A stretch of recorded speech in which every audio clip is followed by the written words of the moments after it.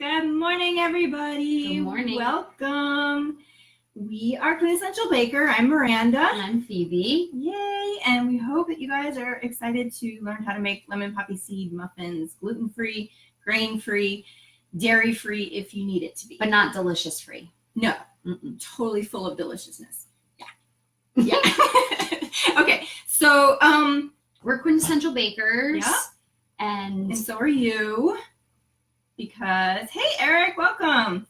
Because we believe that everybody can do this. It's not difficult. It might be a learning curve, right? And we were talking earlier about how change is hard, and we acknowledge that, and I embody that, actually. Change has always been hard for me, but whenever I wanted to make something different in my life, it might take me a while. It might take many iterations of trying, failing, wanting, not doing it, and then eventually I make the change, and it's great. Well, that's how the birth of Quintessential Baker happened, was all based on change. When I was going grain-free, I decided to just take all of my flour out of my kitchen. I used it all up. Yep. And in the process, replace it with all grain-free baking. So you can do it too. It's not that challenging. That's right. And it kind of hurts my heart when I think of people when they say, "Oh, I just want to buy your products. I want you to cook it for me." And I'm like, "But I'm not serving you if I do that. I mean, yeah, technically I'm serving you food, but I'm not serving you in the grand picture, great big picture, because I haven't empowered you to do it yourself." And it's not hard. You can totally do this. When you do it in your own kitchen, it's fresh.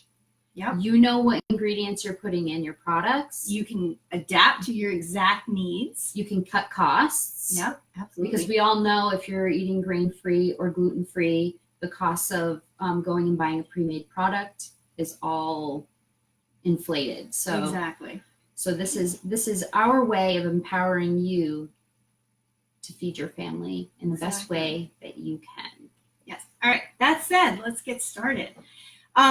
If you don't have the baking guide yet, head on over to quintessentialbaker.com and check out our baking guide. It's in the store. Yep. And you will get our grain-free blend that Miranda has put together, and access on Quintessential Baker all of the recipes that we've provided. Yep. And then also my dream and my vision is that we create a community of people who are all using these recipes and learning and sharing what they've learned with each other, and a place where you can go and ask questions and find out what other people are doing, and address your own personal needs.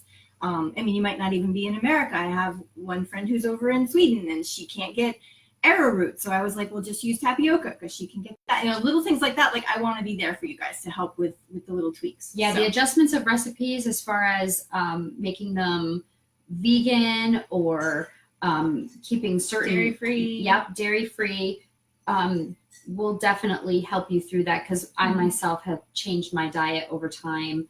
One of the reasons that I appreciate all of the recipes that Miranda has put together is that they don't contain any potato starch. I've said before, I have a nightshade sensitivity, and so most of the grain-free products that I have found all contain potato starch. Yep. So being able to use these recipes for my family has been great.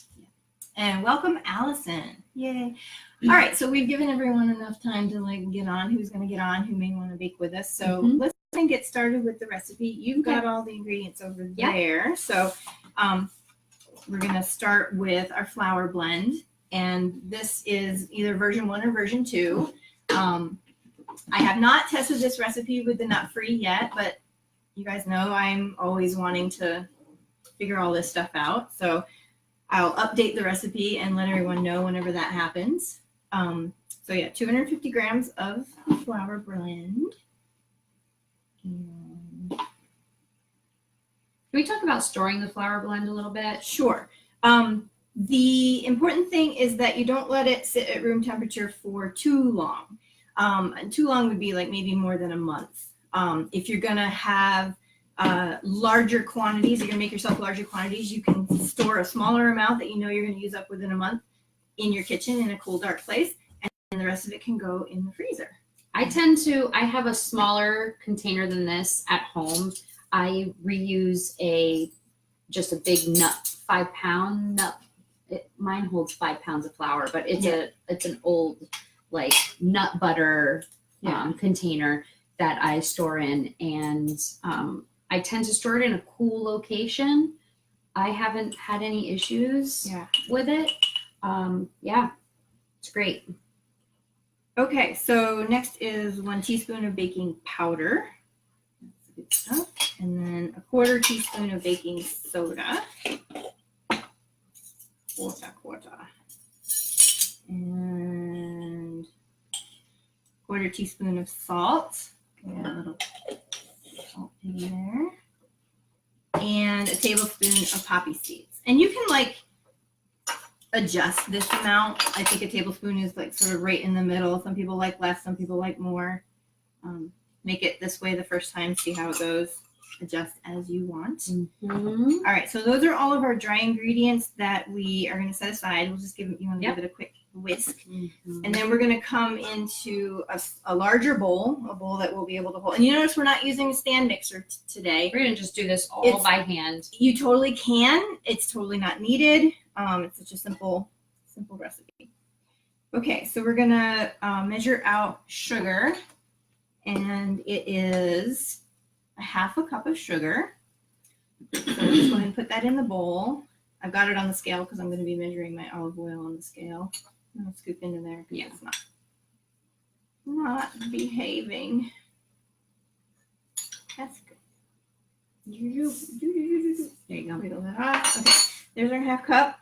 And then we are going to measure out by weight the olive oil. And this is just a light olive oil. I've made it with like extra virgin. It's all good. Either way. Morning, Eric. Morning. Yay. Oh, you guys must know each other. That's cool. They're both locals, so it's possible. All right, so then we're going to do 50 grams of olive oil. Just pour it in slowly so I can stop when it's right. Oh, 51. Oh, well, close enough. This is not a recipe that's picky, so finicky anyway. All right, so we're just going to use a whisk, and we're just going to fully incorporate that and get it nicely mixed up. Looking a little tiny bit of air in there, but not like a huge amount. It's just going to look a little fluffy. All right, and I don't think we need the scale anymore, so we can get that out of the way. Okay, so that's incorporated. Then we've taken our 2 eggs and we've already separated them into the yolks and the egg whites. Thanks, Phoebe. Check. We gotta keep tabs on you guys, see who's here and who's talking. Hey, welcome, Tracy. Tracy hasn't been on with us before. Yay. Okay, so whisk in the egg yolk just till it's all fully. Eric, you're welcome to come over and try some of these muffins if you'd like. Right. About half an hour, they'll be ready. Actually, we'll have some that are done earlier. But anyway, so there's mixed in the yolks, and then we're going to measure in our other wet ingredients. So we've got lemon juice already squeezed. Okay, I'm going to do 1 tablespoon and 2 tablespoons. Okay, and then we're going to add a little more flavor because this is great, but we want it to be really lemony and yummy. So my favorite thing to do is use essential oils. So high quality essential oils that you can take internally. So my doTERRA oils, I do 8 drops of the lemon oil. 2, 3, 4, 5, 6, 7, 8. And then if you don't have essential oil, you can just use lemon zest. So 2 teaspoons of lemon zest. And then one more flavor component is citric acid. It's also a leavening because we put some little bit of baking soda earlier, and now we're going to put the acid, and the 2 of them together are going to fluff it up. So it's a quarter teaspoon of citric acid. If you don't have citric acid, and we use this in other recipes, but if you don't have any on hand, you can leave it out. The lemon juice will provide enough tang. Well, enough tang, and also That's for the leavening. The leavening with the baking soda. This is just an extra level of yumminess. Okay, so we mix that all in until it's solidly good, and then we're going to measure out our yogurt. Yep. So a half a cup of yogurt. So we tried, Miranda experimented with making this dairy-free. And I didn't have any dairy-free yogurt on hand, so I just went to my pantry and got what I had, which was coconut milk. And what I learned was it works. They're yummy. The texture's a little bit different. But if I were to do it again, I would just use the coconut cream on the top of the can. I wouldn't shake it up and mix it up or any of that. I've made muffins before with coconut milk. Yeah.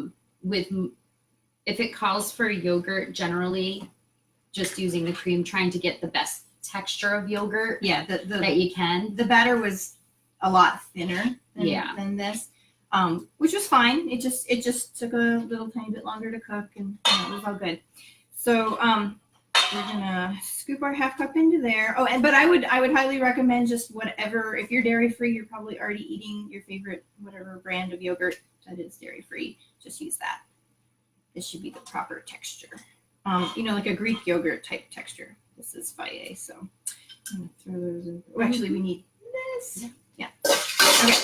So we're gonna mix in the yogurt, and I'm still using my whisk so that it smells very lemony. Yeah. Yum yum. Yeah.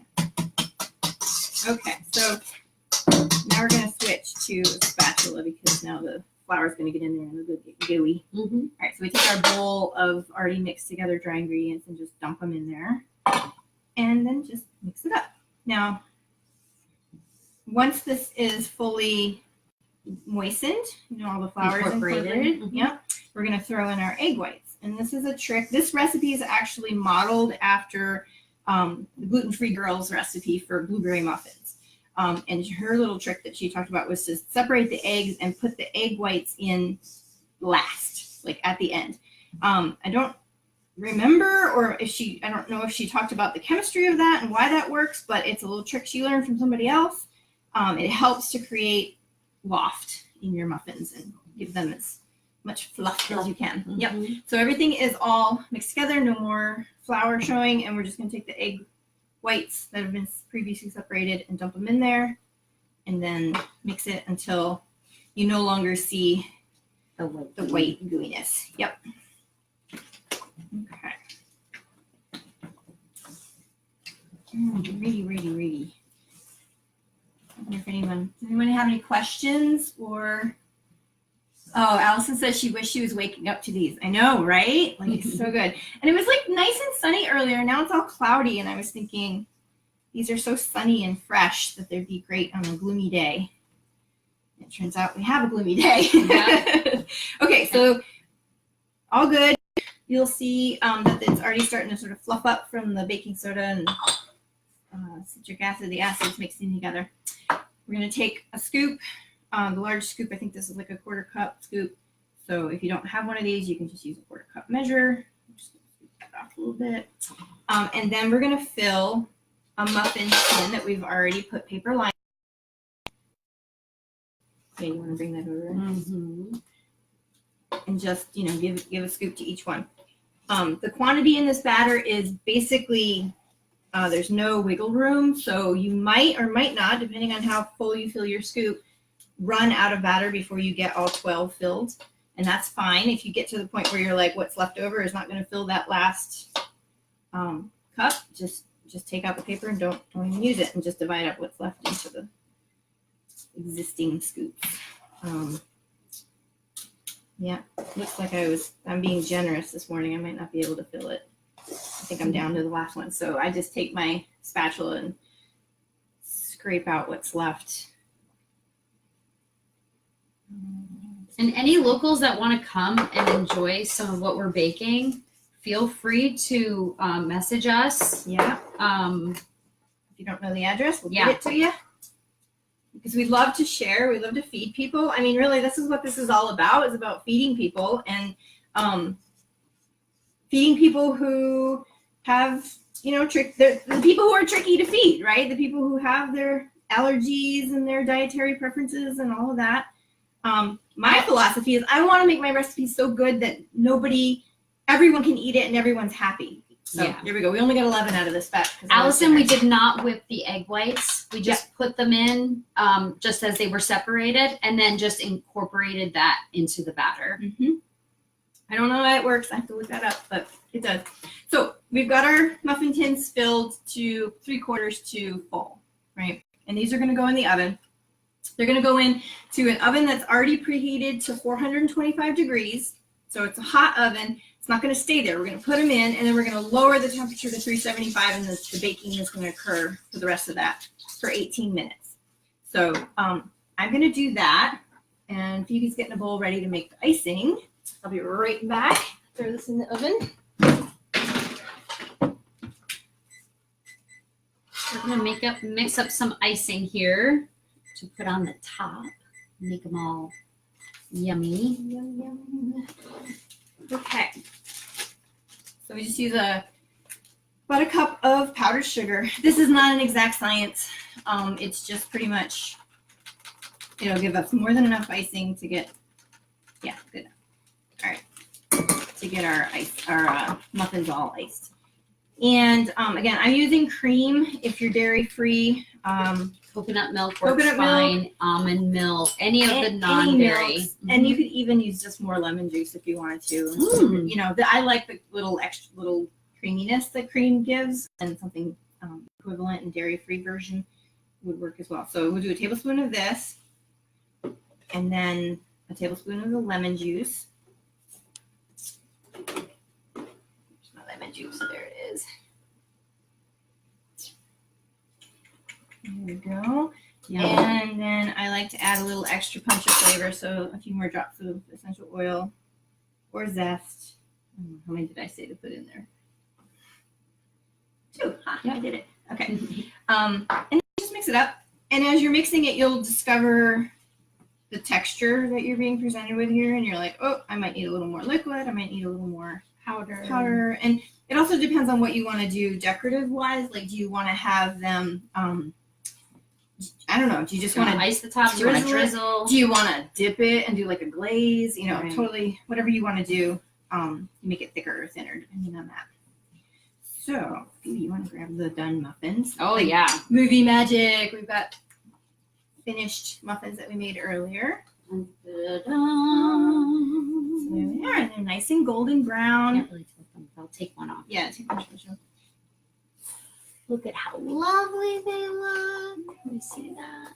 And the texture is so good. I mean, you would never know that they were gluten-free, grain-free. They look delicious. Yep. All right, so our icing has got a little bit of a, little tooth to it, this batch, which is good if you want to do like a drizzle that holds its shape a bit. But in the interest of just like making this as easy as possible. Hi, Nicole. You could just sort of like smear it on, drizzle it on. Like, it doesn't really matter. Whatever you want Eric to do. says they smell great. Oh, thank you, Thanks, Eric. See, that's the power of essential oils. He's smelling this from like miles away.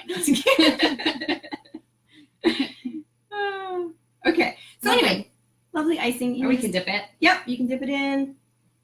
If you want to get fancy, you can take a little plastic bag and scoop the icing in, cut the corner off, and then drizzle it over. That didn't come out well. Yeah, it's a little thick for It's the a little drizzling. thick, yeah. But there we are. We did. We're all good. Mm-hmm. Anybody else have any questions or anything? Since that's it, guys. That's how easy it is. Look at that. Do you want to crack one open and show the inside? Sure. Yeah. Here, we'll do one that has here. One that's not messy. Look at that. Look at that fluffy, nice muffin. Yes. Mmm. Breakfast. Looks lovely. Smells even lovelier. Mm-hmm. Thanks for coming and hanging out with us today. Yeah.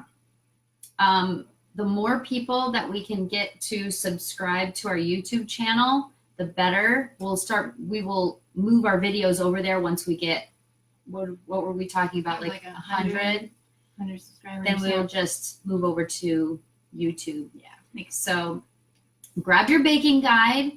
Try to stock up on some of these ingredients.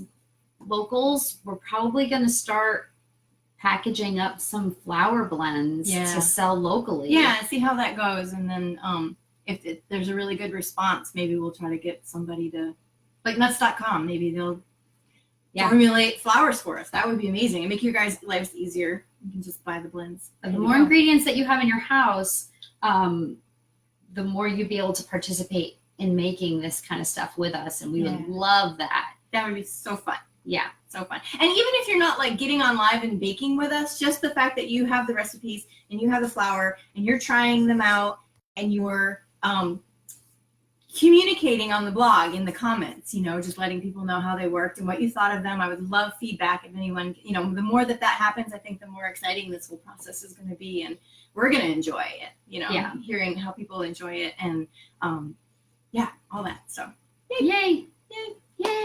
Okay, thank you for coming. Oh, next week it's the last day in March, and since March was the last of our cinnamon bun escapades, we've decided we're going to share the cinnamon bun recipe with you all next weekend. Yay. So we're gonna go live for that, and I'm sure in the future we'll do a cinnamon bun class where everyone can come and we'll make cinnamon buns together. Yeah, we are hoping to get some classes going, and hopefully soon. Yeah, we have some plans in the works, so we'll let you guys know as soon as that's all solidified. Yay. So, all right, well, we will see you next weekend. Bye everybody. Thanks.